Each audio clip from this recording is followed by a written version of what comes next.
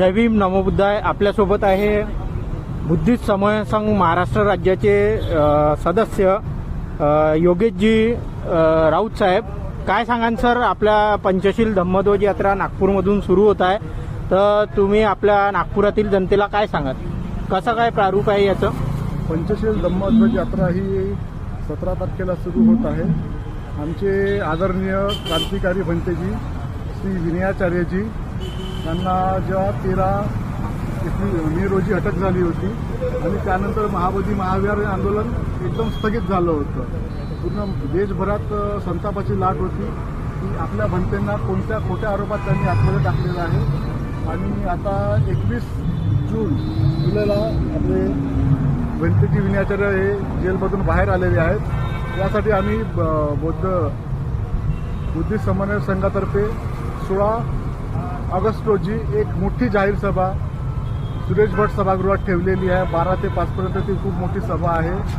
आणि या सभेनंतर दुसऱ्या दिवशीपासून लगेच आपली पूर्ण महाराष्ट्रभर समन्वय यात्रा सुरू होईल. आणि ही प्रत्येक जिल्ह्यात जाऊन 38 दिवसाचा हा दौरा आहे. आणि 38 दिवसात ते प्रत्येक तालुक्यात प्रत्येक जिल्ह्यात जाऊन लोकांना पंचशील महाबोधी महाविहार आणि समाज एकत्रीकरणासाठी काम करेल.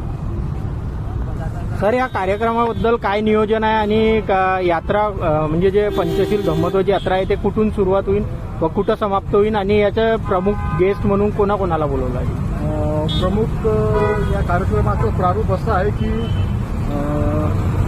16 तारखेला 12 वाजतापासून अण्णाभाऊ साठे सभागृहाची सभा सुरू होईल. कार्यक्रमाचे जे अध्यक्ष आहेत ते भंते ज्ञानज्योती आहेत आणि उद्घाटक श्री भीमरावजी आंबेडकर आहेत. आणि या कार्यक्रमाला ज्या व्यक्तींनी लोकसभेमध्ये महाबोधी महाविहार प्रश्नी जे आवाज उचलला आहे त्यांना आपण सर्वांना बोलवलेलं आहे. हिमांशू सोनी ज्यांनी भगवान बुद्धाचा रोल केलेला आहे सिरियलमध्ये, त्यांना सुद्धा आपण आमंत्रित केलेलं आहे. आणि हा सर्व कार्यक्रम झाल्यानंतर 17 तारखेला सकाळी 9 वाजता दीक्षाभूमी येथून ही यात्रा चालू होईल. आणि प्रत्येक टप्प्यानंतर ती पूर्ण महाराष्ट्रभर जाईल.